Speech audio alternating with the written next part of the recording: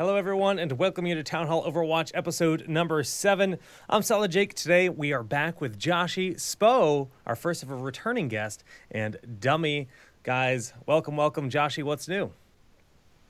Well, basically, I haven't had any Overwatch to play for going on 3 days now, so the withdrawals have been, pretty bad. I've injected some Hearthstone to try and calm the nerves, and it's been doing a good job as a kind of a placebo effect for the time being. But at any time, I could break down and become a huddled mess again. So, did you miss a day during the whole marathon? Did you miss a single day? No. So I broke the rules a little bit. So I streamed like over midnight every single night.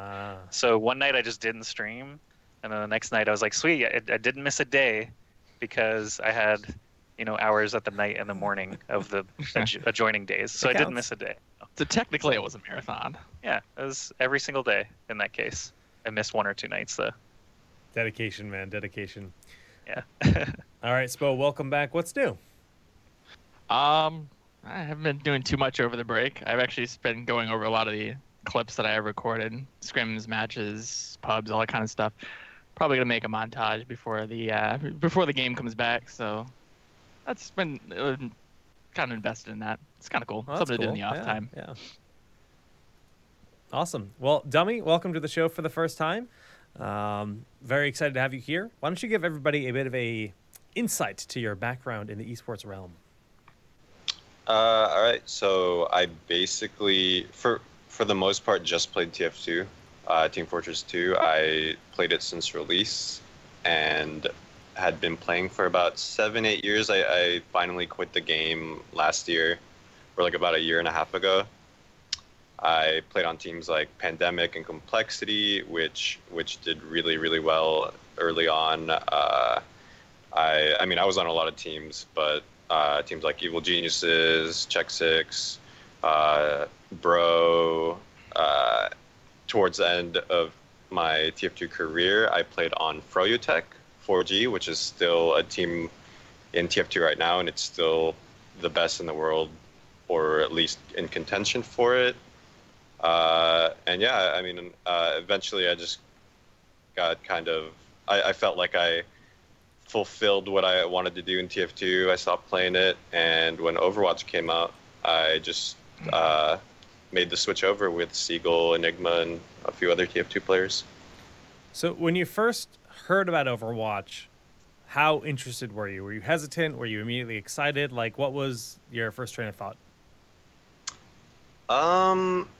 It took me a while to be pretty interested, actually. Like, I saw the trailer, and I actually wasn't feeling it that much. I don't know why. I didn't... It looked really casual. But then, as I started seeing more videos coming out, it reminded me a lot of what TF2 looked like when I was first getting into it. And that started drawing a lot of interest from me and a few other TF2 players. And then I got lucky enough to get into the beta, and literally like the first minute, I'm not even exaggerating, the first minute of playing it, I was just hooked. Like, I just couldn't stop playing it. It really revitalized my interest in competitive gaming and just gaming in general. Like, I the past like 2 or 3 years, I haven't been like the type of person that really just games, like match makes in a certain game or whatever. Like, in TF2, it would have to be competitive. It would just have to be like scrims, matches, whatever, and then I would never pub or pug or anything. But in Overwatch, I could just play matchmaking like all the time. So it's definitely really revitalized my interest in gaming. Have any other FPS titles throughout the last, year or so caught your attention like this game has? Like, have you tried other games like Dirty Bomb and Nosgoth and all that stuff as they came and went? Definitely not as much as Overwatch, but Reflex really caught my attention for a little bit up until Overwatch beta came out. But I'm pretty big into Quake, so Reflex was I don't know. It's just like it's really interesting, but it's kind of it's hard to get into a game that it's not likely for it to be big, So it's a really good game, but it's hard to keep playing it when there's probably like 2 or 3 of the same people you play over and over. Okay. So since you mention it, is Blizzard's supposed, heavy involvement in esports, that is actually like a major factor? If a smaller studio was releasing Overwatch, would it be the same for you, or would it be less attractive? It probably wouldn't be as well, I don't know. It's hard to say. It's really hard to say because the game definitely just hooked me right off the bat, but I don't think I would be scrimming and like pursuing competitive as much as I am right now if it wasn't Blizzard. Like I would Gotcha. probably be matchmaking and just like playing with friends a good amount, but I mean, we have so much time invested in scrimming and the competitive side of it as well. It's just like I mean, it's literally a job at this point. So Mhm. I don't think I would be doing that if it was a different publisher or different developer. I mean, So, based on just gameplay itself, you think having a large enough player base is enough to keep you playing, but for competitive in particular, that's all about the developer and having trust in the developer. That's what you're saying? yeah, for sure. I mean, the the game itself is good, good enough where I would be interested in playing it. But Okay. you can't really excuse like investing so much time not knowing whether or not it'll be worth it. Yeah. But we're like there's a lot of confidence that it'll be worth it because it's Blizzard. Well, that makes sense. Awesome. Well, obviously we'll talk about that a little bit more now. Team Liquid. Well, let's just talk about Team Liquid, and that's your organization that you're part of. A very large esports organization, probably one of the most well-known globally. How did that all come to be? Did you know someone at Liquid already? Did they scout you? Because there's not a whole lot of teams in Overwatch, considering it's been in closed beta, but it's kind of cool to see the early adopters like that. So it kind of started with I don't really know what to call him. There was just this guy that's worked with like CLG, like Gamers 2, like all these other organizations, like scouting teams out for those organizations. And this guy basically approached us, like before we were sponsored, saying that he wants to help us find a sponsor, like or just like find us a home or whatever. And then he went around to different sponsors, and one of them was Liquid. And Liquid was when he came to them, they ended up being they were interested. They were a little skeptical because of AZK. I don't know if you know much about AZK's history, but they definitely wanted to address that. And but they were really interested just because of the lineup, and we had a few decent showings against like Envious and Cloud9 and stuff. And it just started a dialogue between the organization and my team. And after talking to them for a while, we had a lot of meetings, and I think they just really liked the attitude and the mindset of my team. Even though we hadn't actually like won a tournament, which is kind of what you would expect an organization like Liquid to pick up, like a team that just wins tournaments all the time. Like we hadn't won yet, but they really liked our mindset and our history, and they just had a lot of faith that we're just gonna improve to the point where we are winning tournaments. Yeah, I think champion caliber players, whether you guys have actually won something already or not, it's still a solid investment for them. So I'm happy to see Liquid enter the space myself. Yeah, there's a couple agents around, kind of helping out some of the players and players find and teams find an organization. So it's Yeah, a lot of props to them for doing that. it actually also helped that some of the players on my team have history with Liquid CS players or Liquid staff.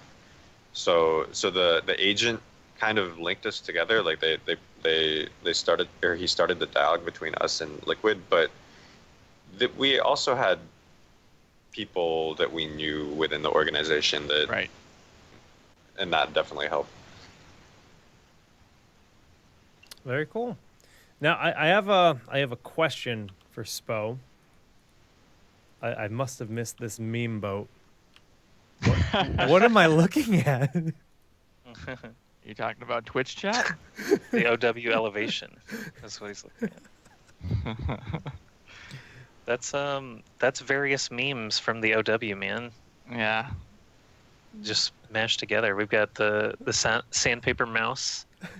We've got paladins. We've got yang.exe, salt, no crosshairs, all that good stuff. No aim, no brain. No aim, no brain. Winston Main. McCree. Make R&B.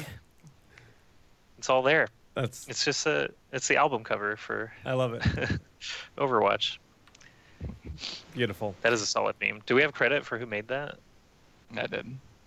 Oh, Oh, you made it? look at you. Oh, I contribute to things once in a while. Yeah, last time it was your locations callouts guide. This time it's the meme aggregate. I get it. Fresh memes Okay. every day.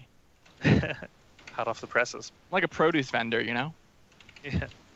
All right. Should we move on to PAX Yeah. East? So let's talk a little Yeah. bit about PAX. Of course, this is I don't know if it's the second year where Overwatch was at PAX or third, but last year I was actually at PAX East, and Overwatch had probably the biggest and most impressive booth at that event. It was just huge.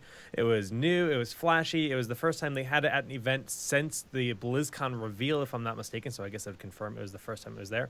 And the game was super polished. That's the first time I really had a lot of faith in the future of the game. But this year, Blizzard went above and beyond anything they've ever done for promotions, I think, and they did some really crazy stuff. So they had tournaments there. They didn't have any reveals for new info, so not the most, but like they did Uberwatch, which I thought was actually pretty darn cool.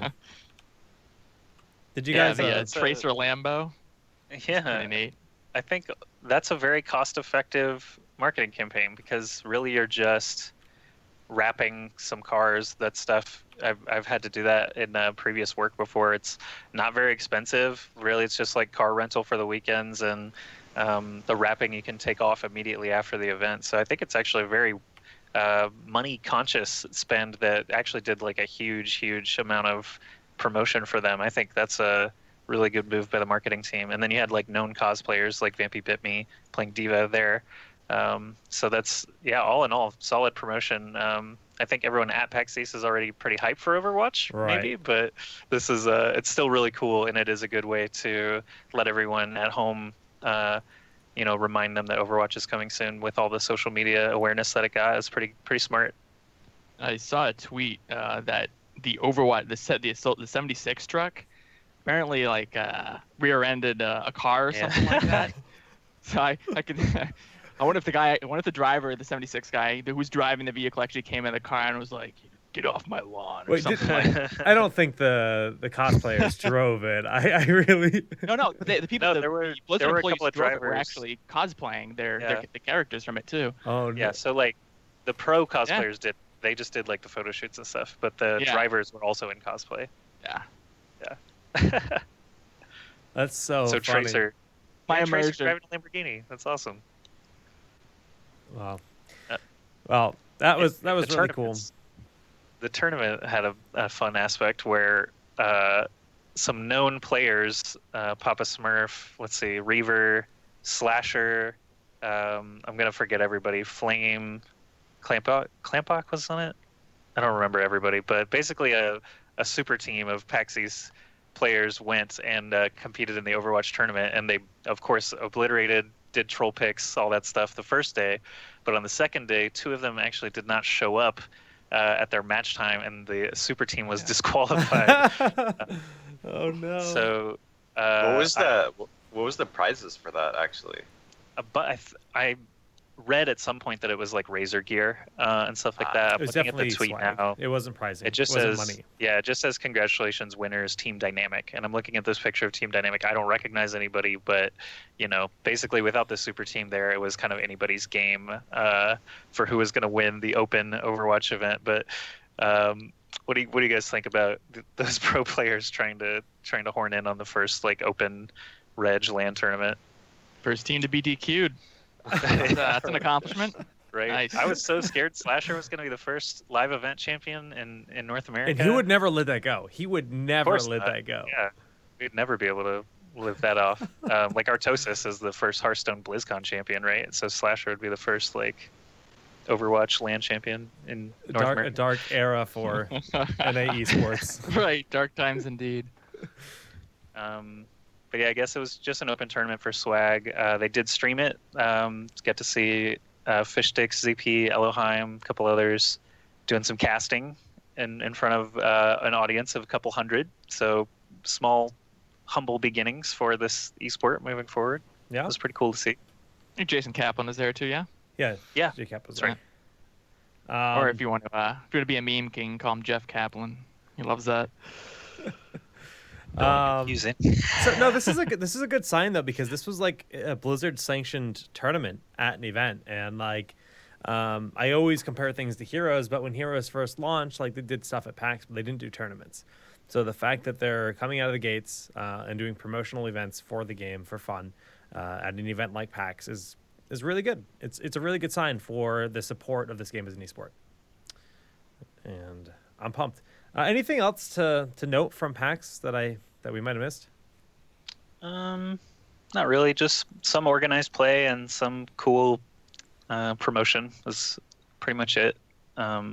Maybe we can lump in the GameSpot series that they've been doing with this portion, since it's not really esports. Well, it was like the big interview with Overwatch devs regarding Titan and kind of the pieces that they used from Titan. Actually, they didn't even really give any specific examples, except that a character like Tracer existed in Titan at some point. They refused to like actually comment on Titan. Like they were so they won't. They just talked about like the failures of Titan essentially. Yeah, they're very closed off about it. I mean, it makes sense. The video series was very good. Though. Oh, I'm trying to find it so I can link it to everyone in the chat. Absolutely phenomenal watch, all three parts. I mean, you've got Metzen and Jeff Kaplan just kind of going on, and then several other developers really just kind of telling the story of Overwatch and pretty much how Titan became Overwatch and basically why Titan didn't work and how the success of Overwatch is very meaningful for everyone that worked on that for years and years, because they worked on Titan for like what, 8 years. Rip black screen, sorry guys. I fixed it, but like it's I don't know, has everyone watched it? Have you watched it, Dummy? Yeah, I watched all three. I thought it was really good. I actually the first one was like pretty emotional, man. Like didn't think it would be. I thought it would just be like, you know, history of the game. Oh, it was, but yeah, I mean, it was really, really engaging. The documentary was really well done, and you get a good look into how passionate these guys are in Overwatch, and that's like really good to see. Yeah. Well, if you guys have not seen it, just go to youtube.com/GameSpot. It's called The Story of Overwatch. The first episode is called The Fall of Titan. And you get to talk, learn a little bit more about Jeff Kaplan, learn a little bit more about the history of the game, and basically how it all came to be. And it was actually really cool to hear. Like, I personally, before I watched this, didn't know Jeff Kaplan had such a rich FPS background. Like, you know, he's a guy that worked on, I think the last project he did was Wrath of the Lich King. So I, just pegged him as a game designer generically. I guess I didn't think about it, but I think of a game designer as a game designer, but really he's an FPS nerd.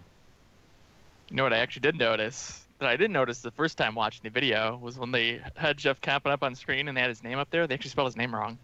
Oh, what? Did they really? Yeah, I just noticed that.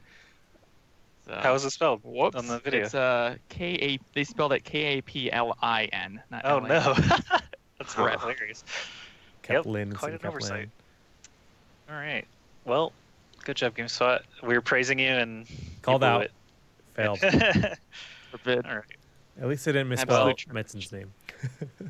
Yep. Cool stuff though out of GameSpot. High quality interview It series. is a Something just hit IGN today as well. Actually, there was a video interview with Jeff Kaplan, but I believe it's more Overwatch lore oriented. Oh, I have not checked that out yet. That sounds really cool. I'll dig it up. I'll put it in the chat. I guess the last thing that launched recently was the first comic, the Oh right, Train McCree Rider, comic. whatever it's called. But yeah, That was pretty basically, cool. it's basically a comic book of it's, McCree's story, its backstory and lore. I actually haven't had the chance to check that out yet, but I know the art style is really cool. Yeah, I read through it. It was pretty short and sweet. Kind of narrative about a train heist, but it was cool. They're gonna do, I guess, several more. I forget the running number counts of everything, but there's gonna be a couple more animated shorts and I think 5 or 6 more of these little comics. But there's no time frame, and so I'm like, why won't they just do these forever? I feel like that would be the better. Yeah, move. I feel like I personally really enjoy them, both the videos, the comics, and a lot of the story behind it. I think is pretty cool. I feel like if there's a demand and if it's something the community is really receiving well, they're gonna have a huge desire to continue building and building and building themselves. So I wouldn't be too surprised if we saw them do that. I just think they're hesitant to announce anything and set expectations, and I think that's probably a good call because they don't even know what sales are gonna look like for the game, right? They have to approach everything logistically at the end of the day. I mean, I think we all expect the game to sell phenomenally, but who knows? All right. Well, that's a lot of the cool stuff coming out. That's come out over the next few weeks for Overwatch. All really fun, but also a little bit less fun is the closed beta has come to an end. Now, the closed beta had a few phases. There were many improvements throughout the beta, many patch changes, hero releases, the whole deal. But let's just kind of talk about everybody's favorite moments. So, Joshy, let's go back to the first time you played Overwatch when it released. Were you at Blizzard when Overwatch came out initially? Yeah, so I was at Blizzard when Overwatch was announced at BlizzCon 2014. Right. And so I knew it was coming. I had already seen like an internal preview. I had not played it at all. Oh, okay. I didn't get to play it at BlizzCon because I was working the whole, working esports stages and stuff like that. But then I got to play it shortly after, I think like February or March after that BlizzCon. I got to actually hands-on for the first time, and I think I played like nothing but Pharah. No one had played it, so the Team 4 devs had all been playing it for months. And essentially you would sign up for times to come demo for like 30 minutes, and you could go like once a week maybe. I think I only played it like 3 times during that span with the esports team, but basically you'd go in and line up against the Team 4 devs, and they would just crush everyone. Or they would then they would mix the teams and try to handhold you and stuff like that, and explain like the Mercy Pharah combo and stuff like that. And it was sitting there playing with like Torch and the other Blizzard esports folks, and just looking around at everyone's giddy expressions at this awesome game. It was already so awesome. Anubis and Kings Row, I think, were the only maps in the game at the time. But closed beta, that was I had I had already left Blizzard for several months by that point when closed beta started, and I was just very excited to get my hands on it again and start making some content. I was familiar with most of the characters, but I hadn't played Soldier, Lucio, Genji, Diva, all the characters that came out at BlizzCon that year. I had not ever seen before or played before, so I had been playing with a far diminished cast before that, and just everything that they've added, every single map and character feels awesome. And I think some of the best moments that I had during closed beta were actually at the very beginning, just seeing all the new stuff, playing the new characters, and meeting all the new people, reconnecting with a bunch of the old Shoot Mania players. As weird as it is, it makes sense that they're all here now, but I haven't seen a lot of these Shoot Mania players in 3 years, and seeing all of them actually playing on pro teams and stuff like that now. Tailspin actually leading the charge and being on that Team Hubris last fall, just wrecking through everybody. It was pretty cool, just getting to reconnect with a bunch of people and meet a bunch of new people like Spo and Dummy here. Well, Spo, Yeah. let's talk about your initial experiences with Overwatch. Oh wow. Well, I think mine was pretty similar to Dummies in the sense that within the first, I don't know about the first minute, but certainly the first hour or two that I played the game, I was pretty hooked. I hadn't really heard of the game too much before before it released. Before the closed beta released rather. It was maybe a few months before, so I didn't have to really. I mean, I'd heard about it. I heard the announcement before, but I wasn't. I wasn't like so You didn't have the expectations. enthralled Right, in yeah. it. I had no expectation. I was doing other things at the time, so for me, it wasn't as long of a wait. I guess I kind of lucked out in that regard, having to say, oh wow, I can't wait for this game that comes out in 2 years, or a year and a half. Oh my god, that can be tough sometimes because you're counting down the days. You could be playing other stuff, but in the back of your mind, that game is always there. You're always like, well, I really want to play this game, but it's not out yet, or I don't have access to the beta. Oh, so not having to go through that as much as some other people was, or I guess relieving, but certainly playing the game within the first couple hours was really nice. I mean, I played a bunch of games, either professionally or competitively, and I'll be honest, I wasn't sure if I was really going to continue competing in games at a high level and really pursue the esports dream. And Overwatch came along, and I gave it a try, and I was like, wow, I really actually enjoy this game. This is really nice, and I got to experience, continue experiencing another solid FPS. I guess there was another solid FPS experience, and I really can't wait to get my hands on it again. So, Dummy, we talked about your initial impressions of the game. Throughout the beta, like, what part did you start playing? I played right at the very beginning, like October 27th or whatever, the very first phase of the beta. It's actually kind of funny. Like I was telling you earlier that I wasn't really all that hyped about the game when it was before the beta and everything. But randomly, I just saw a video. I think it was just like the Tracer video on the Overwatch YouTube, where Tracer is just like going like on a 20 kill streak or something like that. And that got me pretty interested. And I just messaged a friend about it, and I was like, "Hey, do you know anything about this Overwatch game? Like, what do you think about it? Like, do you think it'll be really big just because it's Blizzard, blah, blah, blah?" And he randomly had a really good friend at Blizzard, and he said, "Hey, well, do you want to try it? I can get you in the first wave of beta by getting you on the friends and family list." So, like, if I had never messaged this guy about it randomly after seeing the Tracer video, like, I don't even know if I would have gotten into beta, Like, I just, yeah, I just got really lucky, not talked to the right people, got into the beta, and then, yeah, I mean, the first experience with the beta, I just had a lot of fun with it, started playing with, like, Seagull, Enigma, and a lot of 2v2ers, and we just ended up making a team. So let's talk a little bit about points where you might have been disappointed in the beta.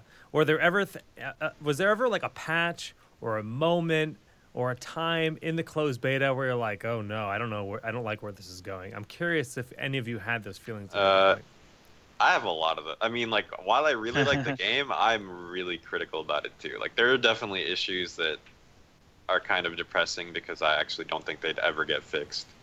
But they're like, the game overall, I really enjoy it. I see myself playing this game for a really long time.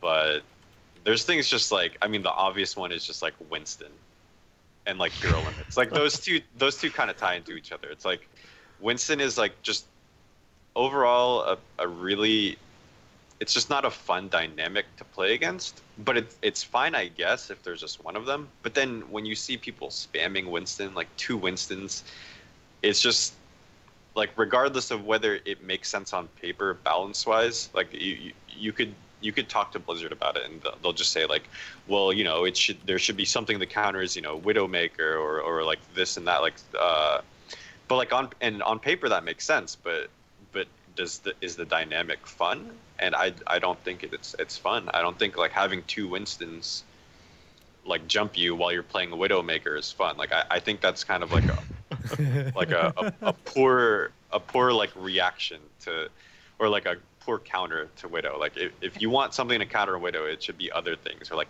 the execution of a team or whatever. Like it shouldn't just be like, well, I guess 2 Winstons will just counter Widow. They just have to hit a button and then hold down mouse 1 on the Widow. Like I don't really like that.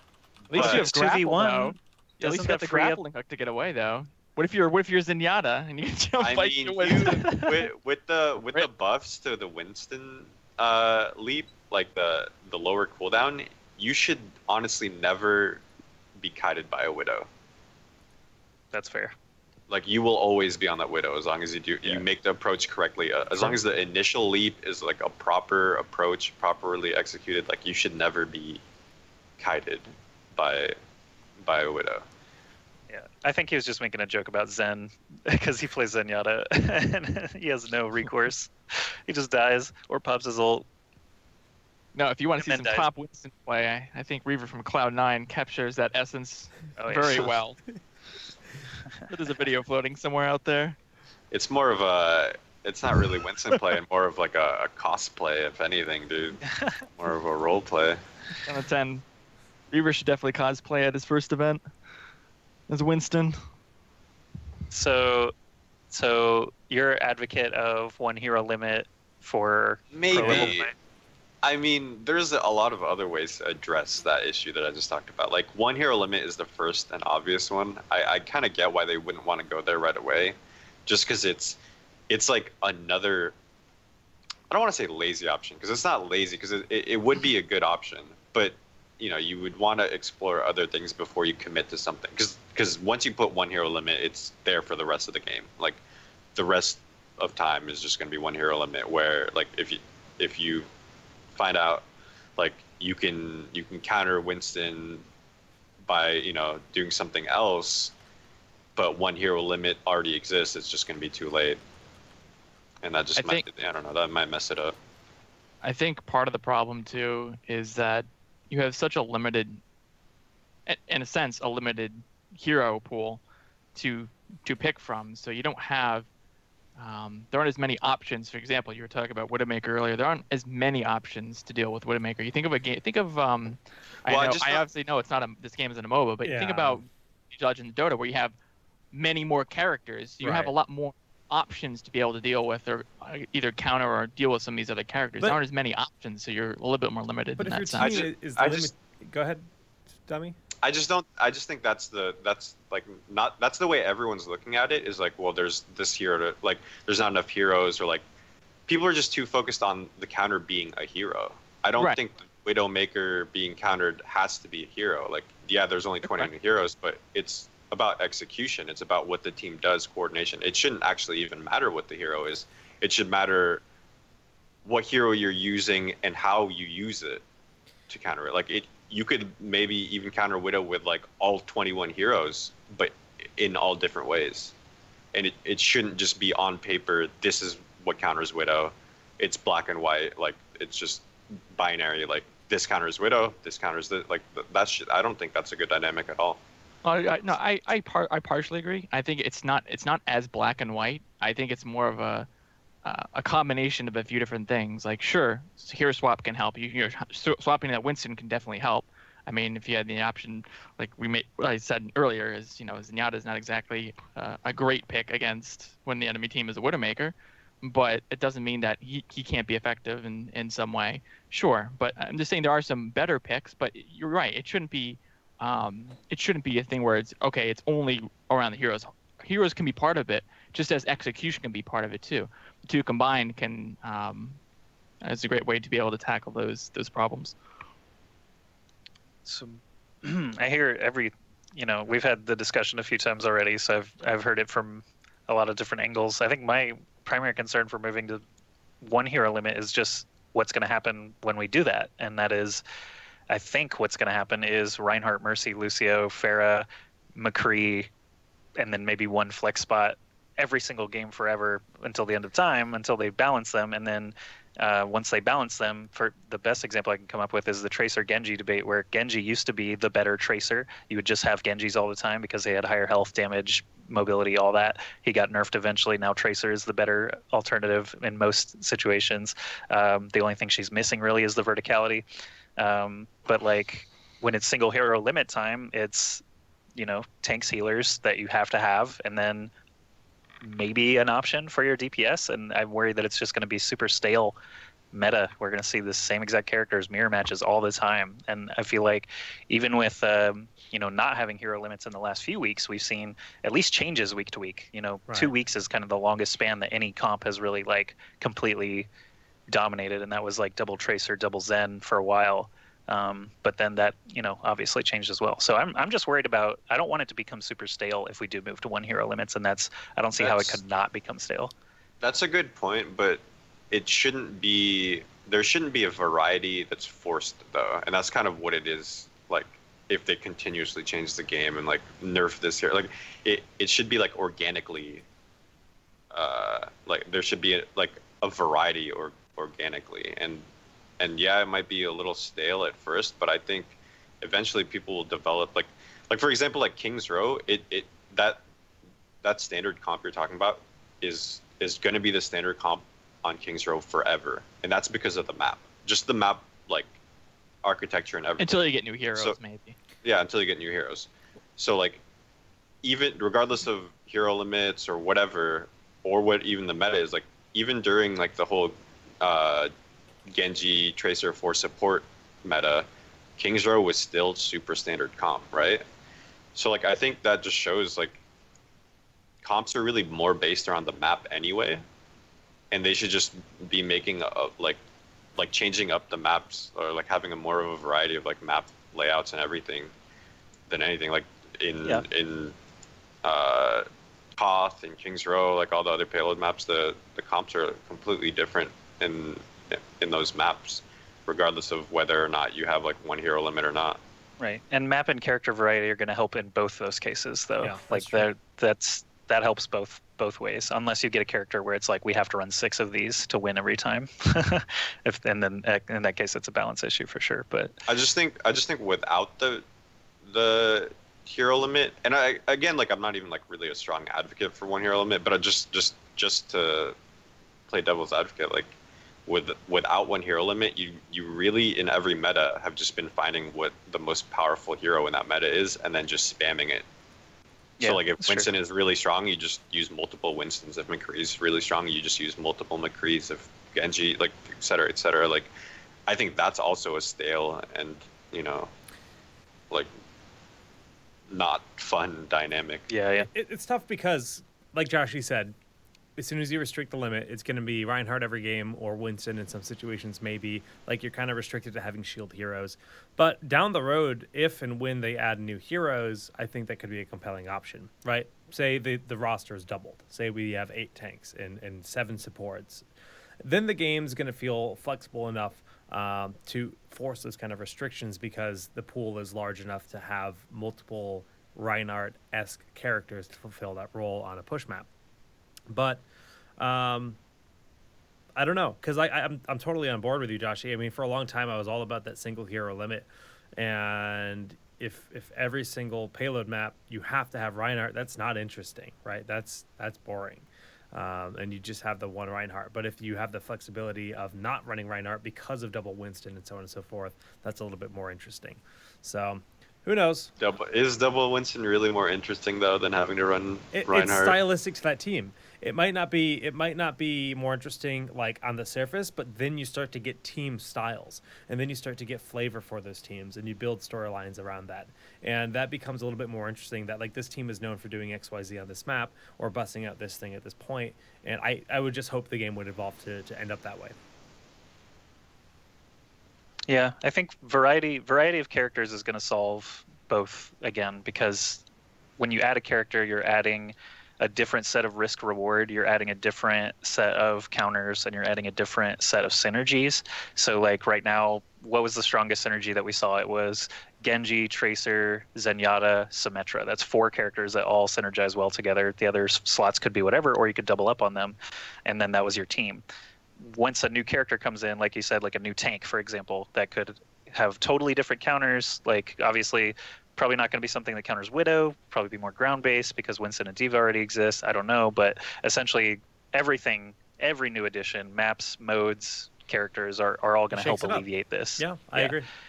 So that's good. I think we can agree to keep open minds, and no one's really too far in any direction there. And as the game evolves, obviously we'll continue getting experience playing one hero limit tournaments and no restriction tournaments, and Blizz competitive mode probably not ever again, but but we'll keep doing different formats. Yeah, I want to just stress like that's actually critical for the scene to have multiple rule sets. Maybe not for like the most competitive things, but to have events that are single hero limit, to have a good feel for it and get experience and exposure for that play style. Because before long, Blizzard is going to have their own thing. They're going to have their own circuit or whatever it ends up being. And they're gonna need a pool of rule sets to look at and analyze and determine how they run their events. Because as soon as they decide what they like, that's what's gonna happen. So that'll be the format for the most part. Yeah, it's gonna become uniform. I mean, it's critical in the long run. Of course, there will always be those fun offers the most money. Well, yeah, but there will always be fun exhibition things with other styles. I mean, the game is well designed for that, but. All right. Well, we're in our esports discussion now. We talked about format a little bit there. There is more to talk about with that, but honestly, nothing really happening right now except for the one big tournament, Overkill, which Dummy actually competed in. Liquid, you guys got third place, I believe, on the NA side. How did they do that? Yeah, there was just a group stage of 4 teams, and we only had like 2 wins, so we just took third. Cloud9 took first, and they get to play the European finalist. I actually don't know who won the European. I think I'm looking now. Reunited? There's a bracket. It's Cloud9 versus Reunited and LG versus Envy. And Envy is the renamed IDDQD, essentially. Oh yeah, okay, right. Because I Envy keep thinking Envy, right? They keep thinking NA Envy, so. So Dummy, I guess let's talk about your experience in the Overkill tournament. Just getting into the event, and you guys, how were you selected, or like how was the process? How were the games? What are your impressions of the tournament overall? I really like the format, for sure. I wasn't really. I mean, Go To Gamers is really nice, but at the end of the day, I really like, a more of a league for type format where you play everyone. Like in a single elimination bracket, even if the seeds are done well, like you just might, hit a rough bracket, and you just have no chance of really showing the team like how, or you won't really show the level of play the team really has if you play like IDDQD first round, just because of the seeds. Like maybe you can beat other teams, but you're not going to beat IDDQD. But in a league format, like especially with Overkill, like you get to play everyone. With that said, we didn't actually get very many wins, and we had a pretty poor showing. We are definitely going to look into making some adjustments, I guess is what I'll say for now, just to sort that out. But yeah, as a league, juicy drama alert. as a tournament, I really like the way Overkill was, and I would. It was a nice. I agree. Sorry, I didn't mean to cut you off. I thought I much prefer a league than tournament, or at the very least like a double elimination bracket. Like Onog was. Gotcha. Okay, so approve of the format. For those who don't know, basically I dropped the link in chat, but essentially we've got a $5,000 tournament, this Overkill League, run by Go To Gamers, and Sunday, May 8th is going to be a couple of matches. We've got Luminosity Gaming, Seagull and Friends versus Envy, which is Tailspin added to the previous IDDQD roster. And then the grand finals is actually Cloud9 versus Reunited, playing for over $4,500 just in that match. So definitely keep that tournament in mind when Sunday, May 8th rolls around and come support basically the largest, Oh yeah. I'll say largest, most significant tournament in the beta, where we're at the very end of it now. It's for this prize pool too. Like for beta, the fact that the Matcherino crowdfunding has been as good as it has been as well. It's over like 4K now, isn't it? Yeah, it's so. Oh, just the Matcherino funding I'm talking about though. Oh, I see what you're saying. Matcherino, there's a whole crowdfunding if you click element on the page, I'll click on it now and look. So Matcherino is $841. Yeah. So if you guys don't know what Matcherino is, it's essentially like Kickstarter for esports events, and they partnered with this, and there's been a lot of money raised, especially for a beta. Yeah, $4,841, almost $5,000 donated as additional money that goes into the prize pool. So I believe that's all tacked on to the already existing prize pool, if I'm not mistaken. Not 100% sure. I don't know, because sometimes it displays the prize pool as a donation, and sometimes it does not. Well, it says, I thought I read on one of the pages it said $5,000 plus Matcherino. Because a lot of that, I think the 5K was the original advertisement, and then Matcherino just increases it. Yeah, prize pool is $5,000 plus Matcherino donations. So in theory, it's like a 10K prize pool as far as I get it. But jeez, up to that, yeah. I think it's pretty close to 10K, isn't it? Yeah, it said 4,800 on Matcherino. Yeah, so it'll be about 10K pricing. That's insane. That's insane. That's quite incredible, yeah. I was gonna say I did want to touch on something that Dummy had talked about earlier about having the league play too. I think having a healthy mix of both is also really good. I know back before there were any league playing, it was just the tournaments going on, Gozu Gamers and other tournaments going on at the time. It was the biggest problem is let's say you were a new team. You made a new team, right? The way that the Ghosters Gamers works is you make a new team, and you start at 1K rating or ELO, whatever you want to call it. And if you lose that first match, the next time you do a tournament, you'll probably be placed against one of the top teams, almost always, because it's based on the group of teams competing was a lot smaller. So if the lower your rating was, the better your chance, the better chance that you had of playing a higher seed in the first round. And since there's only the tournaments going on, you're just consistently playing these teams. So it could be a lot. You often ended up seeing placing or playing against the same teams. I know for us, when I was playing with Prime, we ended up playing Cloud9 like 3 tournaments in a row. And while it was fun and stuff too, it's also nice to be able to play other teams. So I think having the league play allows you to, like Dummy said, be able to have a variety of teams to play against to really gauge where your team is at amongst the competition. Yeah, so you basically have a rivalry with Cloud9, or was it just like, damn, we got them again? It was just the same bracket.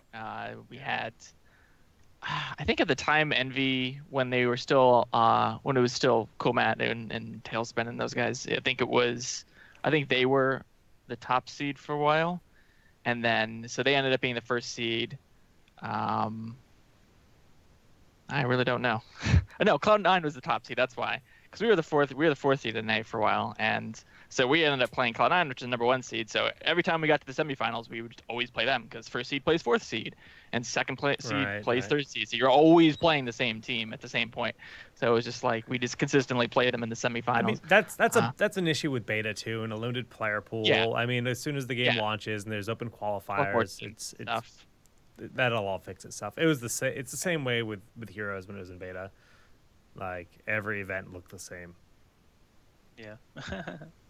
All right. Well, basically, we talked about various things with the closed beta. Now that we're in the esports discussion, talking about Overkill, basically wrapped up that point. Last thing I guess I'll talk about is, just in case no one knew, Envy, the North American organization that was trying out different players like Buds and Taimu, led by Tailspin, has actually split up. So there are some players in the wind right now.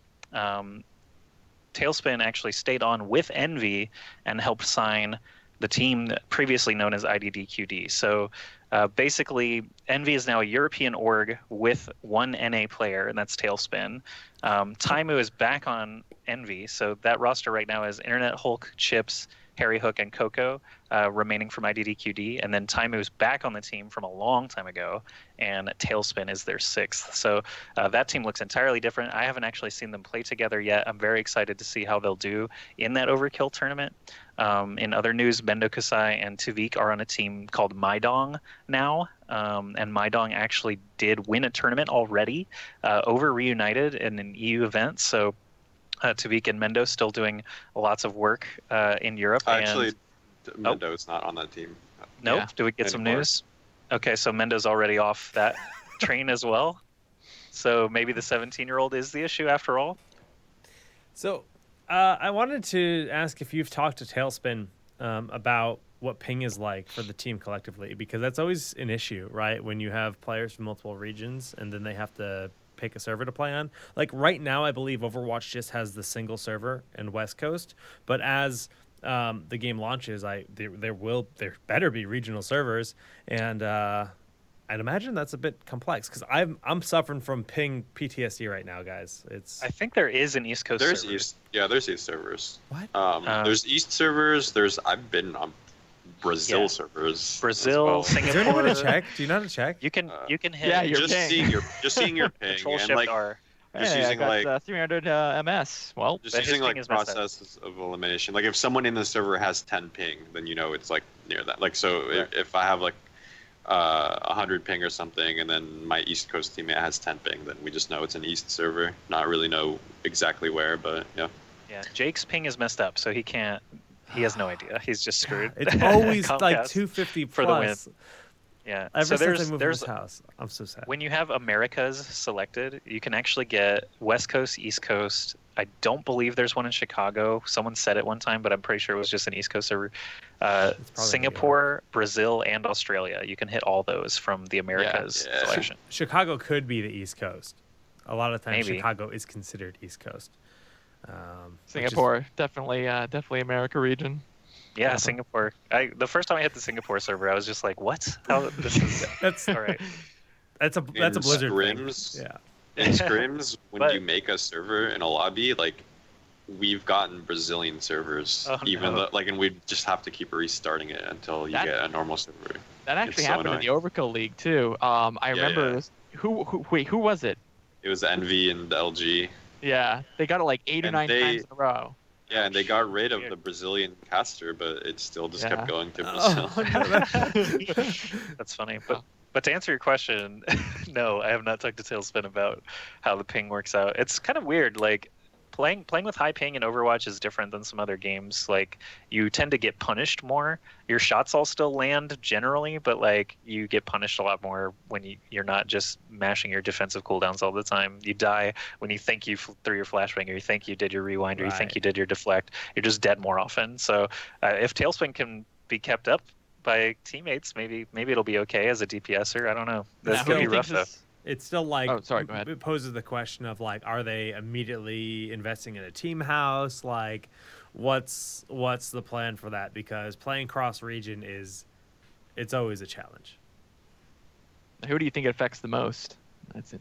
Well, Who do you think it is most important to, like if you had let's say you had a team with that's like maybe your two fraggers are NA region and the rest of your team's EU. Let's say Taimu Also was NA and you had Tailspin. Would you be playing on NA? Well, Does that give your fraggers the best chance The of thing is it's all going to become region based. So when there are events will be played on EU if it's an EU tournament, right? That's how it's going to end up, I would imagine, because of latency.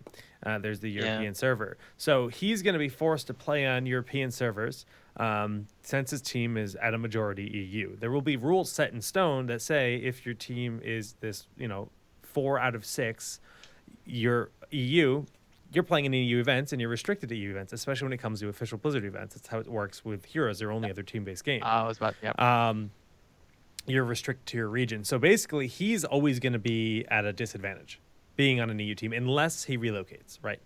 So it's interesting. Yeah, and actually, Blizzard actually even has region lock rules in place for Yes. its other games currently, Heroes, like for Heroes and StarCraft and Yep. Hearthstone. Yep. So that's actually another good point. These six-man teams, like, there's been so much turmoil already that we've only had how many teams actually last from phase 1 to phase 2? I think Reunited is kind of the only team. Is Reunited literally the only team that's like stayed intact? Probably. I think they are. But like it's kind of ridiculous. Obviously, beta is a weird time. There's not that many of us, but I can't imagine it's going to be any easier going into release with millions of players available. Do you mean that hasn't disbanded, or do you That mean hasn't that disbanded or shuffled at all? Like Reunited, I don't think. Cruise was brought in, I think. Uh. I don't know how long ago, but they had somebody else in there.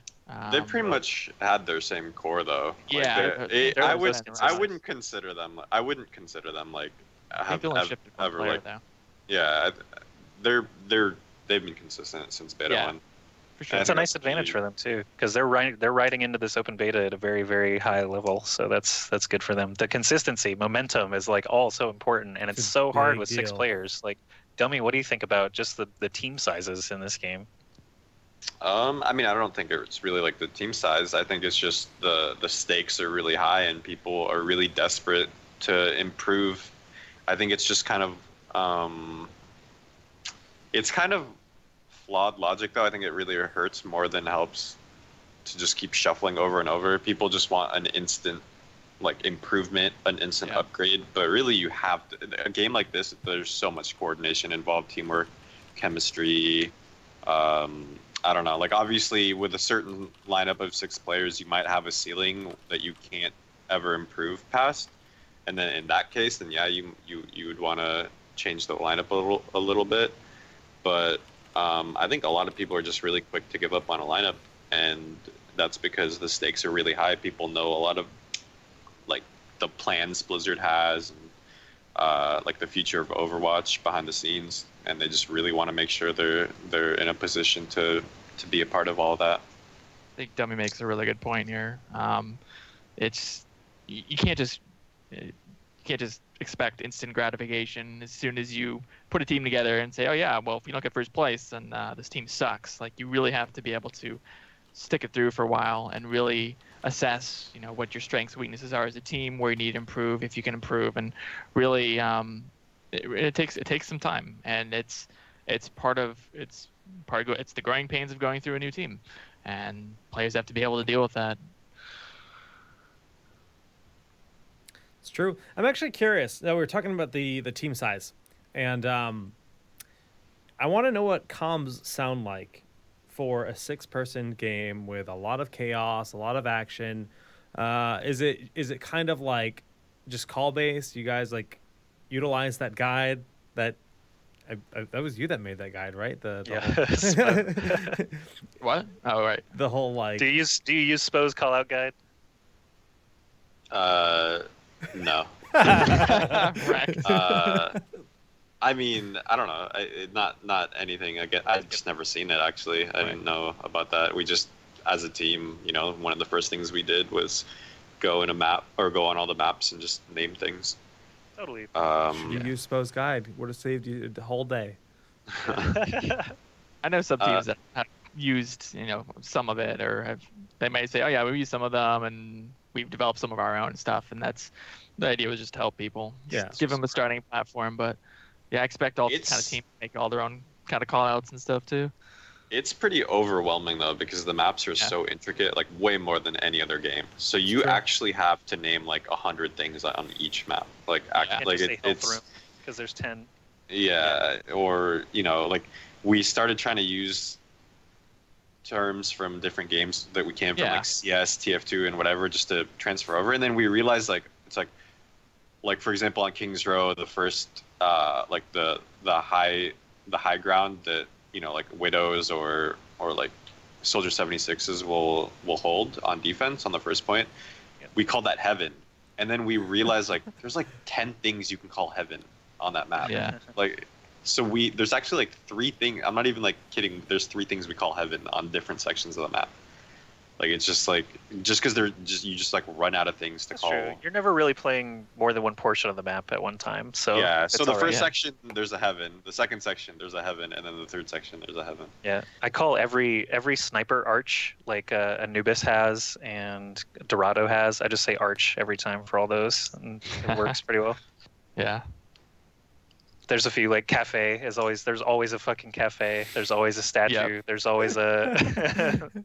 There's a lot of like running themes at least. Yeah. And there's a lot of signs and like billboards and stuff that you could just like call a spot what it literally says on it. Like there's a Murloc. building in Right. Numbani called Axiom. It just says Axiom on the doorway, so that's just called Axiom. Stuff like Yeah. that. Yeah, Yeah, and it's that's called easier for Axe, things Sigma, with you call bookstore, Sigma. saloon. Yeah. That definitely does help. All right, Blizzard, help us out. Name more of your locations for us. But there's no maps in the game either still, so it's That's not true. super helpful. Okay. They should add the shoot mania pinging. Like you should be able to Yeah. ping stuff. How would that True. work? Another shoot mania innovation. You just point your crosshair at something and you And, like, you just alerts the hit a screen? mine. Yeah, and it's just Yeah. a ping. Yeah, So like it's- everyone Just sees tells the it. team where you're looking. So it's kind of like, calling out your charge on your heroic or your ultimate, Yeah, exactly. but you would and just I be think it pinging would a actually, location and put a flare like with your name on it or something. yeah, That only team just could an see. X or something. that It could be it would cool. actually help a lot. That's a All really right. cool On, idea. It'd be I was actually saying on fun. the side. Oh, go ahead. Go ahead. Sorry. I was just gonna say it would be fun to be able to see that as a observer too, as like something to enable. Yeah. You just be able to see all the call outs like visibly because when you're watching an esports tournament, you don't hear comms, but to be able to see those actual in-game functionalities of calling this position XYZ whatever, that would be compelling to see. Be a lot of call outs though too. Could get chaotic. That's why I have Maybe you something can that would be mute them. toggleable. Yeah. Toggle them. Yeah. Yeah. I think about Counter-Strike, and I watch some of the Counter-Strike majors and stuff, some of the games there, and I mean, you know what? People just know, like, they know what banana is on Inferno, for example. And people who play Counter-Strike will know what that is, and people refer to it, or the shoutcasters or commentators will point it out. For people who aren't as familiar with the game, they'll point out certain locations. They're not going to try to flood you with 50 different terminologies on different parts of the map, but there's certain areas of the map, right? I mean, for example, if you were to say, the shuttle in Gibraltar, I mean, that's a pretty standard, shuttle or ship, that's a pretty standard call out, Yep. and people recognize what that is. It's pretty standard. So there's some of the more basic ones I think people will get, but I think it really is on shoutcasters to really be able to bring some of that to the viewer themselves. For sure. I agree.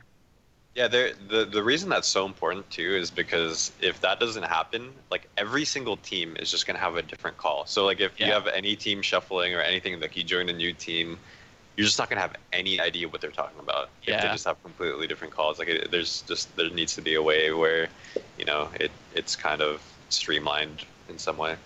Yeah, that was part of my inspiration for making some of those map callouts in the first place, were to be able to have some kind of uniform starting point for teams and players to be able to start naming, some of these locations, get familiar with them. Because I noticed too that, I mean, we were just talking about this a little earlier, where you said Reunited was one of the only teams that didn't really swap around. Think of all the players and teams that swapped around, reformed, broke down, reformed again, and if you're playing with all these different players and you have all these different names to, the call outs and names for different things, it can get a bit overwhelming at times. You have to relearn a whole new set of call outs and stuff like that, and it's just one more hurdle to jump over before you start performing well, I guess, as a team, or as you expect.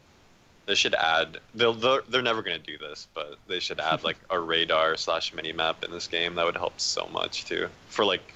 For casting. set plays and executes and Yeah. stuff. Oh, I mean for casters, Yeah. obviously Yeah. too. But as a player, like when you're doing like a certain push or something with your team, or just like a lot of different situations. It's not just pushing. A radar would be so big, but Oh, obviously really? they probably You want it wouldn't built wanna, into the actual gameplay? Yeah, like CS or something. I mean, You mean for it'd just be really spectate? interesting. No. No, Just he's like saying for actual gameplay. playing. Maybe. Yeah, there's different ways you can go about that. I think for I mean, there's no way they're gonna do that for sure. right, They right. already like were reluctant to put in like a kill feed, Yeah. That's true. Yeah. Flutter or whatever for the HUD. I Apparently, think like a radar would not fly with Blizzard. I don't think. for a spectator would be better than a radar, in my opinion, would be just a small third person camera in one of the corners of the screen. Like a picture-in-picture? Yeah, something like that. Because and I see this, because I like I said, I watched some of the CS majors and stuff, and for them they have when they have these games, they have the mini map in the top left corner, but the maps for this game are intricate, or very big and intricate as well. And it's kind of hard to be able to capture. I mean, you could capture a second area. So if the match is on Gibraltar, and you're in the second area, sure, you could just have a picture of the hangar. But there's still some stuff that goes on outside of it too. So it's like, okay, well, what's the good middle ground here? I feel like having a third person is really nice. I mean, you wouldn't have to swap between the third person view as much. I know that a lot of players staying on a third person view too long is not very engaging. It's not very exciting to the viewer. So, but sometimes the first person could be a bit chaotic too. You don't always know what's going on around you because there is no radar. So having that picture in picture, like having the third person in one of the top, one of the corners of the screen I think would really help, because you can see the overall picture of what's happening and where teams are kind of setting up or going and where the action is taking place. But you also get to see the first person views of whoever the casters are on, to see the action there as well. That's a cool suggestion. It's the first time I've actually heard that suggestion. There's like pros and cons to both. The thing about the third person is, like, unless it's like some kind of smart static cam that knows which to show, it becomes this big thing that has to be managed by basically like an additional observer. So basically we have this additional observer that's controlling a fly cam. The other benefit for the mini map is just for the actual observer, because usually it's not going to be the casters observing. You're usually going to have dedicated observers that basically drive the camera. If you have a mini map, they can see things happening and react via changing the point of view based on what's the information on the mini map, right? That's how you observe a MOBA. You see somebody going for a flank, and you change the view for the viewer to highlight that play in motion. And that's sometimes hard to realize and capture, especially with certain heroes like Reaper or Genji or whatever. But the other issue with the mini map is just it's tiered, right? It's not flat. It's not top down. It's not flat. So it's got to be really difficult. I mean, with CS:GO, you're all pretty much grounded. You're not flying around like Mercy. Well, there's still multiple tiers sometimes. But but it's not the same. Yeah, it's all fixable. Yeah, it's difficult. So I'll go ahead and transition us here into the open beta soon. Since we're talking about features that would improve the game, this seems like a good segue into the open beta soon. Basically, I guess, we know the open beta is coming. Pre-order starts May 3rd for everyone who pre-ordered the game. You can hop in on May 3rd. You get friend codes, I believe, as well if you pre-ordered, so you can give those codes out to people to play with them for those first 2 days. And then it's open beta May 5th through 9th, where literally everyone can just give the game a try. And so we're going to be seeing a lot of server instability and stuff like that moving forward. Next week is going to be kind of chaotic. Not sure how well, scrims and stuff like that are probably going to be buggy. They're going to have a lot of problems, but essentially it's going to be like choppy water before release, hopefully, and everything will get resolved. But aside from like server issues and the influx of new players, I was going to ask, like, what are some wish list items that you guys have? Like, if you could have two things, just maybe one or two things, major items in the game by release, what would they be? And what importance are they, basically? So I guess we'll start with Spo on this one, if you got anything in mind. Scoreboards and more support classes. Okay, so scoreboards, give us a little bit about what value that brings. Multiple levels. I would not put scoreboards in quick play. I would keep quick play as is. I would leave it as just a casual mode. I would put competitive play. I would put a scoreboard in there. And I would also have the scoreboard, the ability for it to be turned on or off in the custom game. That is, if you want it. I think one of the great things about having a scoreboard is it gives you metrics to judge, see how different players are doing, see how different see where they are not being effective. I mean, you can't just say that. I know that the argument has always been, oh well, the game's not based around kills and deaths and stuff. Which yeah, I agree, it's not completely, but it's. I mean, think about other games, some of the other games too. Like Counter-Strike isn't solely built around kills. It's about you don't see. There's no scoreboard metric for someone who's throwing clutch smokes or doing other such things like that. There's no scoreboard metric for that, but that doesn't mean that person's not being effective. That person's not doing their job. There's always it's about winning and losing as a team. Always, that's always the end games, winning and losing as a team. Everything else is secondary. But it can also be hard to evaluate players too. I mean, think about if you're a new player. Let's say it's the game releases and you're interested in competitive. Interested maybe in putting together a team. Maybe it's not for for esports. Maybe you just want to have a team and play in leagues and stuff like that, or play tournaments now and then with your friends. Even then, if you're looking to if you're looking for a couple extra players for your team, I mean 6 players it can be a lot to get together for some people. A 6-person roster, and if you're looking to get some extra players and stuff, you're looking to evaluate them. How do you, I mean, aside from spectating them first person, how do you what is the best way to actually evaluate some of these players? I'm not saying the numbers show it all, but it's also nice. It's a nice talking, and that's something to keep in mind. And I would also say for spectators or for spectating esports, it's also nice to have some of these metrics, comparing players and stuff. I think about traditional sports and where there's, they bring up all sorts of weird and random stats for all sorts of things in traditional sports. Right. Like, wow, this is it gives importance to a game when you say, oh, they always try to bring up some random stat or just something that seems really obscure. Well, that's because they can't just mention how many hits the guy has 400 times either. It's like he's got 20 hits. He still has 20 hits. 20 hits for this guy. Right. So there's a lot of it gives the shoutcasters a really good talking points and stuff and ways to compare teams or compare players and things like that. It doesn't have to be the end all for how you judge players and stuff. And people are always going to find ways to be toxic. I think it's missing a golden opportunity here, really.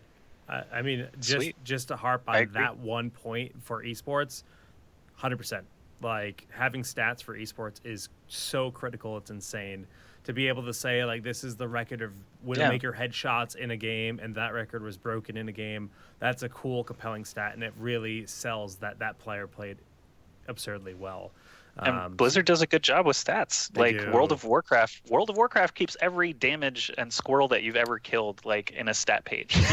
Heroes has a crazy API that tracks everything in replay files, and basically they incorporated all of that into the Heroes of the Dorm. If you guys don't know what Heroes of the Dorm, it's a collegiate tournament that was put on, and basically they did something really quite awesome for all of the teams where they tracked not necessarily like the damage output or anything like that, but even just like basically their match stats, and like they've got match records, they've got like the heroes they play and the roles they play and all this kind of stuff that populates automatically from replay files. So, but it's the same concept, right? Yeah. Having all that kind of info. All the stats are beautiful, and like StarCraft 2, you after your game finishes, you immediately get this graph. You get 10 graphs and 50 different figures that you're not even going to look at because they're not relevant anymore. You already lost the game or whatever. But like stats, just for the sake of having them, are already good, and then the fact that we can use them to actually make decisions is obviously the next best. But your other one, so you said stats, and what else? What was your other second option? More support classes. More support classes. I think just to really quickly touch on that, obviously, since there's only 4, but also because not every support is like a main support. Yeah. Symmetrons and are not main supports. Like they're more of they're hybrids. I term it pseudo supports. Right. There's some classes that just you're gonna have a mix, and that's fine. There's nothing wrong with that. That's great. I like that there's variety, and I want that for all the other classes. Some some hybrid tanks and some stuff like that. It just there's not a lot of options, and I think we need a lot more. I hear you. All right, Dummy, got any ideas for what this game needs before release? What we would love to have? What the first thing would be, this one's kind of small, but I think kill feed should be like default. Like it's so weird to turn on a random stream just out of curiosity and then see they don't even have a kill feed. Oh man. Because it's like it promotes, so they try to promote teamwork and like not being individual or whatever, but a lot of lower level players are not going to have the game sense to just check scoreboard constantly and stuff, like Yeah. you need a kill feed, especially at the lower level. Well, I mean at any level, but if if it's not on by default, you're just going to have a huge mess in pubs of people just going in one at a time and not like not even knowing what's happening around the map at all. So It's still going to fixing happen with that, kill feed. it's still gonna happen, but it's I mean you should do your best to at least help it. Right. And then on top of that, fixing the kill feed because it's like ordered in such a weird way compared to any other game I've ever played. I guess it's just you have to get used to it, but it's weird that the latest kill comes in at the top instead of comes in at the bottom. Like it's just like ordered weird.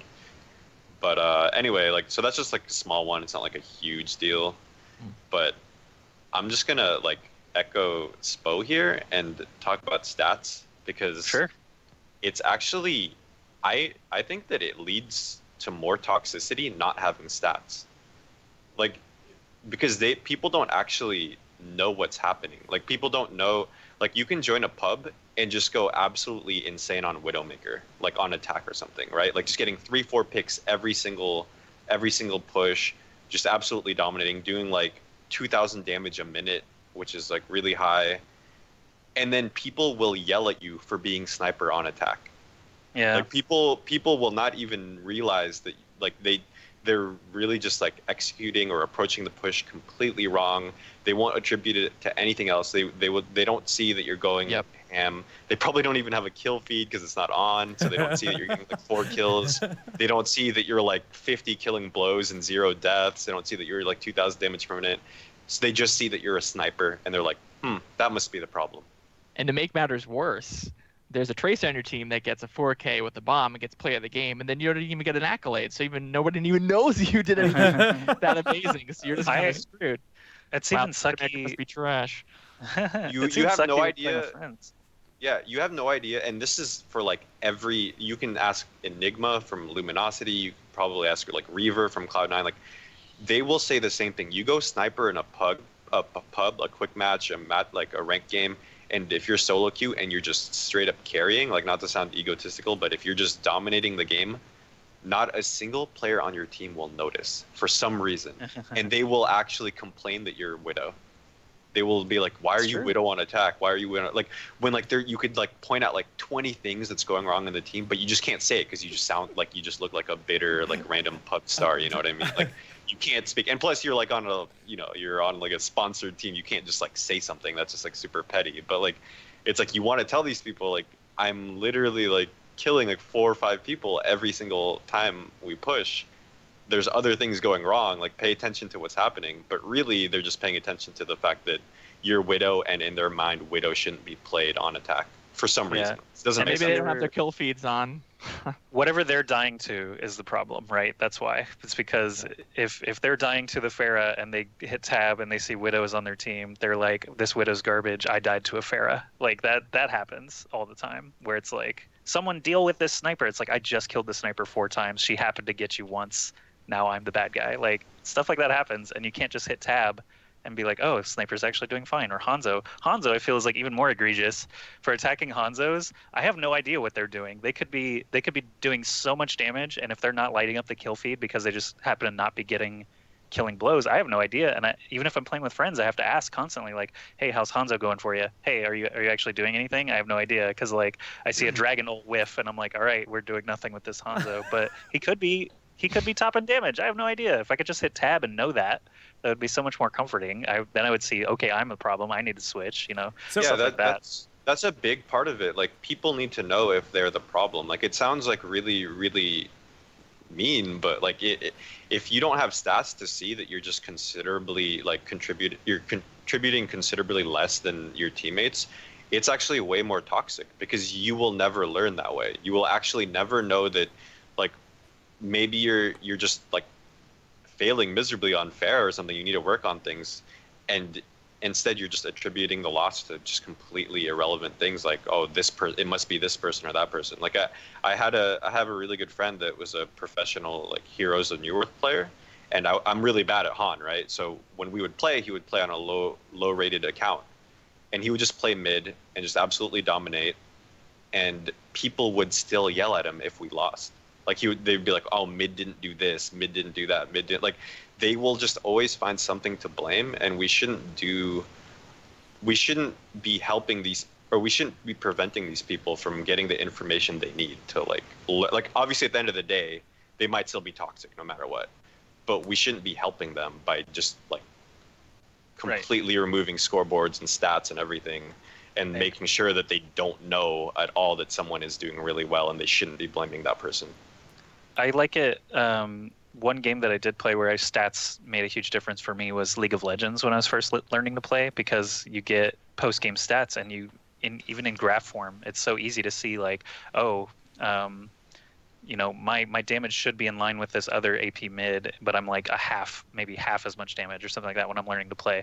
And I'm like, okay, I know I have goals now. I have like an average to compare to. I can look at pro matches that you guys are playing in and say, okay, Dummy did, 15k damage as Tracer in 7 minutes. That's my new goal, right? That's what I'm trying to hit. I'm actually hitting 8k in a similar time or something like that. So I'm, now I've got something to compare to. It's all just beneficial for anyone trying to actually get better at the game. I feel like it's just all benefit, no drawback. I think we can all agree. Yeah, so stats being a large one, obviously more variety with characters, maps, modes, all that stuff is going to be wanted, but I don't think they're going to be doing that before release, just because they haven't announced anything, and I feel like they have announced previously that, with all their marketing, you get 21 heroes and all that. So I think that's going to, whatever new stuff is coming is probably going to be saved for content drops, where it's like, we added a map and a character or 2 characters or whatever, you see in other Blizzard games. I could see a sizable content drop coming, like, within 6 weeks after launch, though, honestly. That could happen too. Yep. Like, I wouldn't expect this for launch, but... I hate to bring it up again because we're pretty much finished, but just to bring up the stats thing one more time, just real quick, like, I think it'll end up gaslighting a lot of lower level players too, from like actually progressing as a player, because people will be learning the game, they'll be playing Widow or whatever hero, and they'll be blamed for the loss, even if they might be doing pretty well for their level. And it'll just build a culture around like, you shouldn't be doing this or doing that, and it'll just be completely wrong. That's true. The people just don't know what they're talking about, and they're blaming the Widow for no reason.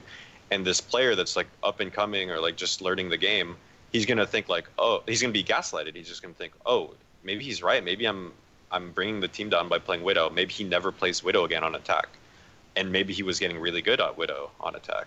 And I think they really need to address that. And then he turns to aimbots and match fixing, and everything just goes downhill.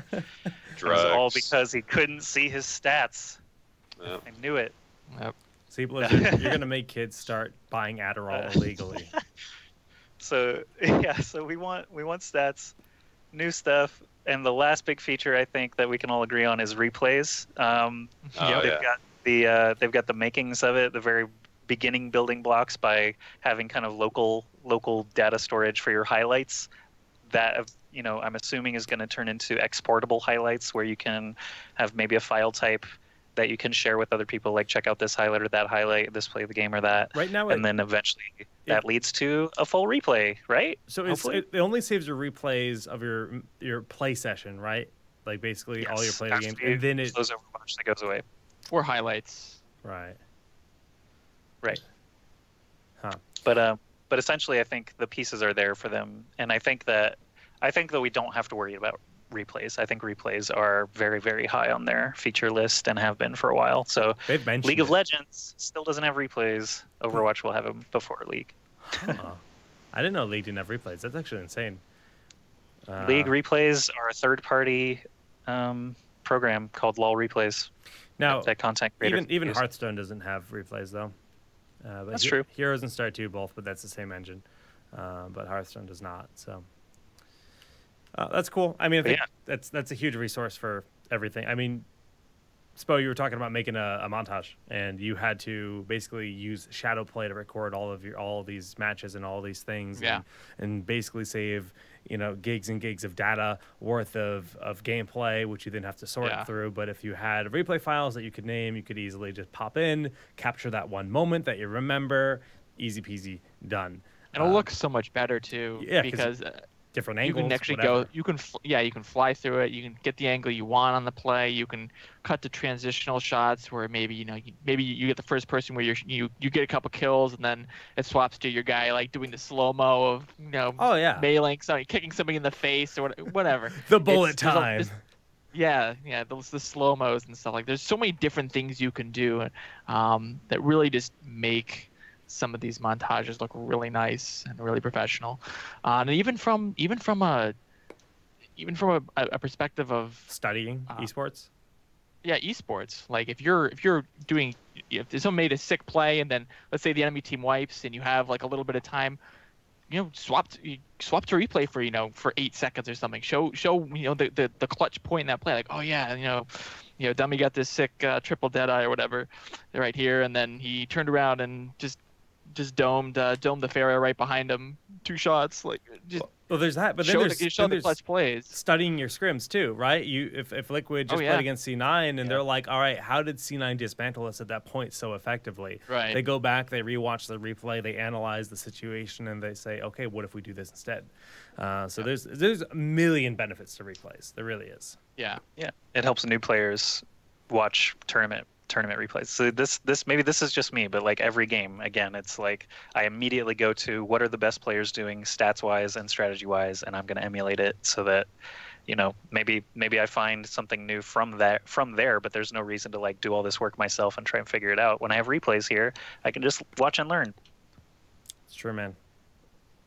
Yeah, another especially one, if they had like if they had a system like Dota where you could just look up any high level game or whatever and see all the heroes in that game that were played and then just download the replay. That'd be so good, because Yep. on that That would note, be amazing. Joshy, like if you were like, let's say if you were like, I guess Widowmaker I keep using Widowmaker as an example, but yeah, if you played Widowmaker and you're just like, how do you play against Winstons? I want to see a game where there's a Winston on the other team, and I want to see this high level Widowmaker and how he handles that. Like you could just download that replay and see that. Right. Totally what I want to do. So yeah, other features, just 2 minor, smaller ones, but still very helpful. One is chat channels, so that you can actually organize things in game without the use of Discord or Twitch or Skype or what have you.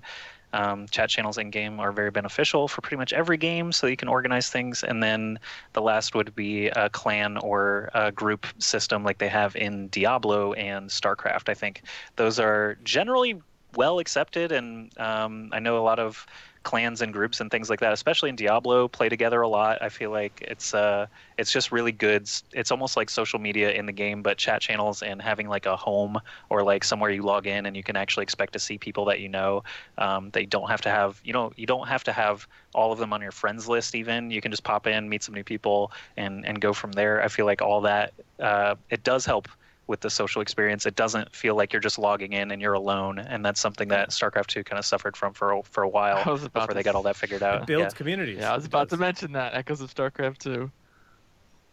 I think you guys nailed like everything except for what I honestly think is almost as critical as replays for the success of the game as an esport, and that's just like not even a full esports hub, which I'll get to, is just announcements of tournaments within the client. That's something StarCraft 2 has always done. It's something that they do in BattleNet, which is fine, but a lot of people don't even look at BattleNet. I think it's a big deal to have that splash page or the announcement or somewhere in the client itself that says DreamHack is live or whatever. And I really, really hope. I mean, obviously we haven't had tournaments yet, so we don't know if this is something that already exists. But if Blizzard is taking it seriously as an esport, which we all think and hope they are, that's something they need to adopt early. Heroes still does not have it. But to take that even further, make that a hub. bring those replay files into the esports hub, where you can go into this section and you can download a replay from a high level match or a tournament, whatever it is. Put a recruitment section, put clans in there with all that, with teams and everything. Build all that into the client, because that's the kind of stuff that launches the game to the next level as soon as you build that whole little esports section within the game. And I feel like, I mean, Star 2 has like a tournament thing, and I don't think it's very commonly used, so I don't know that in-game tournaments are a super compelling thing, especially because it's 6v6, and I don't think pros would use it anyways. But I think having a section that just gives esports a landing page, give it a home. Yeah, similar to the WCS portal, like StarCraft has. Is it in-game? Or I haven't. Oh, no, it's not. It's not. I'm talking about it's an in-game. existing. Right, like I a see. WCS website is great, and it has all the stats, has all Yeah. the info and everything. But I think having something built into the client is, I agree. because that creates exposure from people that just play the game, that just log in. They might be bored, they might be going to play their game, waiting for their friends to get on, and they might pop in and check out a live match or whatever the heck is happening in that section. Maybe there's a YouTube video, maybe they go ahead and they do the whole content creation thing, and they put TownHall Overwatch promotion within the client. And Now we see your agenda. I see it. gotcha. Whatever, the whole it all comes down, Oh, wow. and somebody tunes in, and then they're hooked on the pro scene, and now they're a viewer. Maybe they pursue and become a pro gamer. It's like it all has to start from the game. Even global announcements, like in the chat, like even while you're playing the game, like literally in a matchmaking. For example, in TF2 recently, Valve has started doing that more, and the ESEA Grand Finals was announced while like literally everyone That's awesome. could see it. Everyone could Wow. see it while they were in a pub, like in a game, like anything. Like it was just in chat. Huh. It just said like ESEA Grand Finals is going live now, like Froyotech versus blah blah blah. Global Whisper. On yeah, That's awesome. So that, and then like obviously like in the menu, like in the main menu, like having like an esports section, something like that. Like that definitely helps a lot. Cool. Yeah, I'd be hyped for anything in client esports related. That's one thing that the big three esports do really well, both League, Dota, and CS:GO. They all have that integration. So even if you are a casual player and you're not always in the know, you do know when these events are taking place, because if you log in, you're going to see around the front page, hey, ESL, this is happening, or DreamHack, that's happening, Exactly. or It's big. they're there. So, Best way Alright. to get the exposure. well, I think what we all know is that the open beta will be on the 3rd for anyone that pre-ordered, and then for everyone else, it starts on the 5th of May. So that is only a few days away. If you haven't had your stab at Overwatch yet and you've been dying to try it, a few more days, and then you can finally log in and give it a go. The actual game will not launch until the 24th. So from May 9th to May 24th, there is going to be another darkness where Joshi will be very sad, and I think Yeah, everyone I will don't be know. very sad and troubled as what to do with, because there's no Cardstone expansion for you to play in that time frame. Are you still going to be playing Cardstone, you think? During that break, let's see, that's going to be the 10th through the 23rd. Oh God, I don't know if I can make it, man. Hey, For 2 weeks, man. I'll try to hibernate or something. Get Dark Souls, man.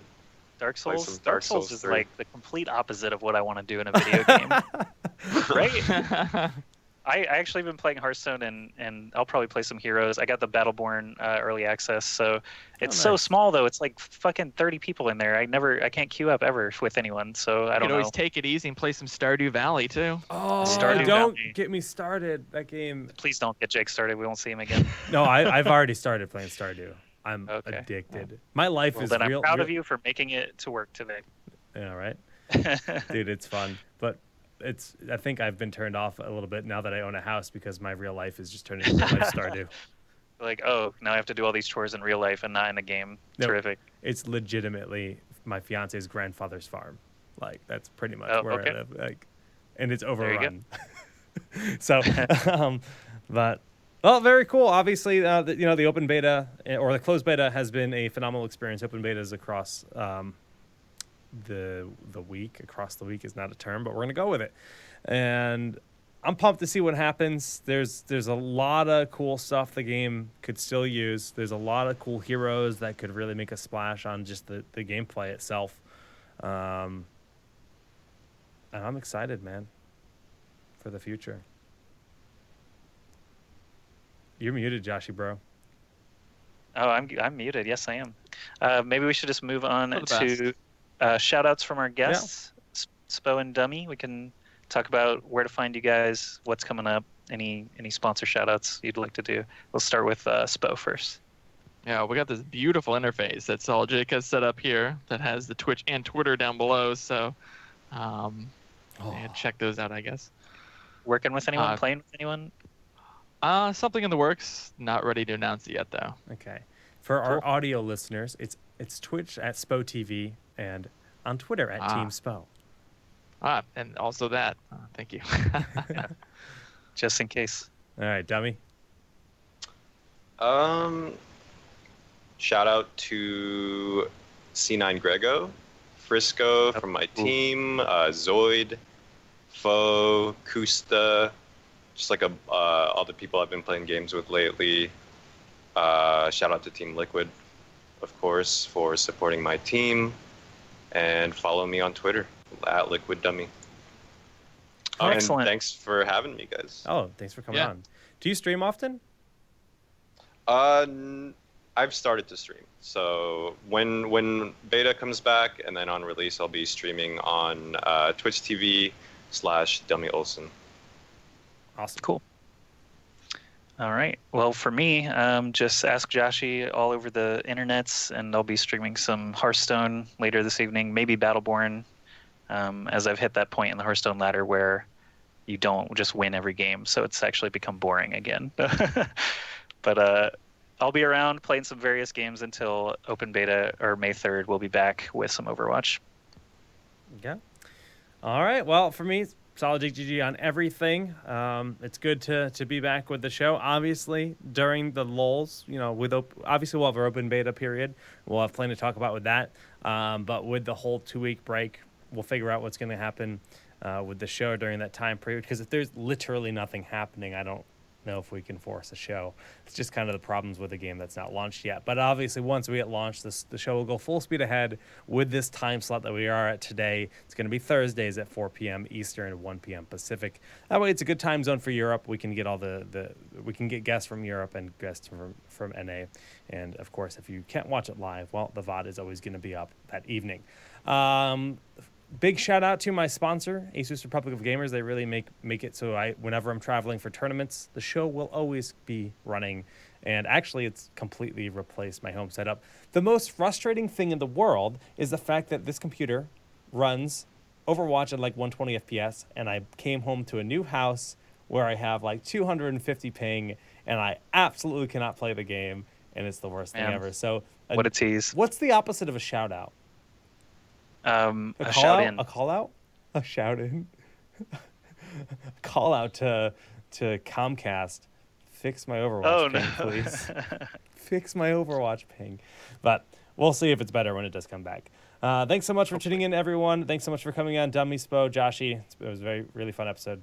And, we'll see you guys in the open beta next week. GG's. Yep. All Thanks, right. guys. Thanks for watching. Catch you next time.